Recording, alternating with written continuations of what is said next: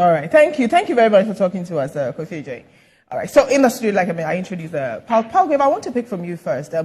What does government make of all of this that's happening? How are you using the intelligence and, of course, the realities of what we are seeing in terms of the resistance and also the violence, which you don't want to see? Bridget, a very good evening to you and to your listeners and viewers on social media.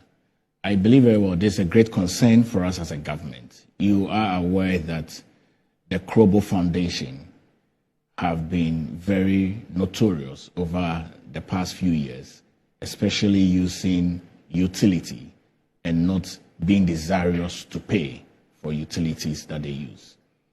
Over the period, it had become extremely chaos, for which reason the military and national security needed to step in, especially to protect the lives and livelihood and properties of utility company like ECG. Right. And even the personnel that work with ECG. And so there was some work that was done to really see whether they would change their mind. For about 3 weeks, lights were put off in the community to ensure to see that we can be able to start a process of installing prepaid meters. Now, these persons do not want government to install prepaid meters. They want postpaid meters. And you are aware how postpaid meters work in this country. It means that the consumer would use the light and pay later. Right. And if persons have already decided that they are not going to pay, then the next avenue is really to just install prepaid. So you pay as you go. Now, when the lights came back on after 3 weeks of going off, and the ECG were on the ground to start the installation, they were prevented by the community people. Right. There were a number of videos that we received at National Security, which I shared with your very good noble house, where the residents were pelling stones and they had guns and cutlass and sticks. So that did not, you're saying that it didn't come from the military. No. It's the residents who were attacking. Yes, the residents were attacking. And it was a bit uncalled for. The presence of the security in the environment is to ensure that government really brings sanity and safety and allows these persons to have prepaid meters. But yet still, they continually, over and over again, want to be able to resist from the good work that government is asked to do. All right. This is quite unfortunate. Okay. And we want to be able to step on record that government is continually very willing to engage, as we always have been, and really restore calm to the Krobo and the Insuafso community, that they should ensure that there's no need for you to peddle stones and use guns and sticks against ECG personnel and even military personnel that are wanting to bring light into your community. Okay, all right. Saani, what do you make of it? I mean, yes, military presence naturally shoots the whole tension into like a whole new level. But then again, government says we have no choice but to do so in protection of machinery and people. By this, I mean the lives of persons who work for ECG. Good strategy. What's the implications of that? Well, I had my misgivings about the use of the military to get the community members to comply. I thought the police could have been used, but it almost looks like by default the police cannot do anything in this country, so we resort to the use of the military. But what is fascinating about this is the community, some community members have become militant, so belligerent towards ECG that to the extent that the ECG also, on the other hand, had to get militant. So when you have two militant sides colliding, it deteriorates the situation. And what I also find surprising is the fact that we were made to believe some few days ago that an amicable solution had been found.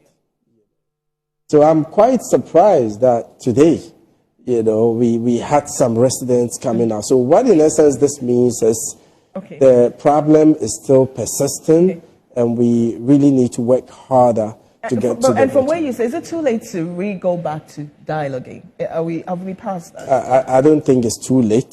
We have to use, at the point, the carrot and stick approach. We have to ensure that the laws are enforced to the latter. At the same time, continue dialoguing with them. But who would say no, by the way, to prepaid meters? I even prefer it. I mean, because when you have the bills pile up, in the end, payment becomes a bit of a problem. I guess there are reservations about how it runs. I mean, I've had issues where sometimes a day you're buying 80, 100 cedis. You're just a single person living in your own apartment and then having to go back and forth. And in the rural areas, they have a whole new mindset about it. So perhaps education has not gone well, orientation absolutely, to accepting the prepaid meters? No doubt about that. I think education is key. And a lot of work has to go into this, including the customer service of ECG in that area, because some have complained that if they have issues and they get to the office, it's not usually addressed. Okay, my final question is dialoguing something government would consider, given where we are, and also the fear that should you push through with this installation of the prepaid meters, you'd wake up one morning and they are not there, and you won't have one person to hold responsible for the destruction of the meters? Absolutely. Government is very open to negotiations and conversations. I mean, prior to even entering into the community of Nswaso, and this is old Nswaso, entering into the community, we had already engaged with the persons. And the people that work with ECG in the community are residents of the community, citizens of the community. That is their home. They have relatives, they have spouses, they have children whom they would always say, I'm going to work and I'm coming back. And the PRO of ECG, when I heard her make the comment, really stated that how would you feel when your son or your daughter or your father or your mother has told you that I'm going to work, and then in the line of duty, you are called that your mother or your father or your sister or your nephew or niece who came to work has been harmed by their own resident. Right. And so really, the real goal is to ensure that development comes into the environment. And it's important that we exchange the right hand of fellowship to the people of Nswaso and negotiate with them. So far, it doesn't look like government has done that. It looks like government is forcing its way into it. And that's why you're facing a lot of resistance. No, it's not. A government is not necessarily forcing its way. These are a group of foundation people who have decided that they would want to resist paying utility that they are using. And so we government went in to close, shut down the lights for about 3 weeks. Okay. But the impact on the community was huge. Okay. And so we came back to see how we can install these prepaid meters.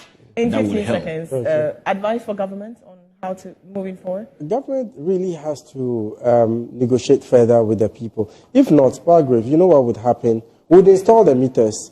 We are not going to guard the meters 24/7. Yep. We'd leave there and they will destroy the meters. Yeah. You know, so we need to enforce the law. At the same time, we need to continue that process so we are able to, in a sustainable manner, deal with this issue once and for all.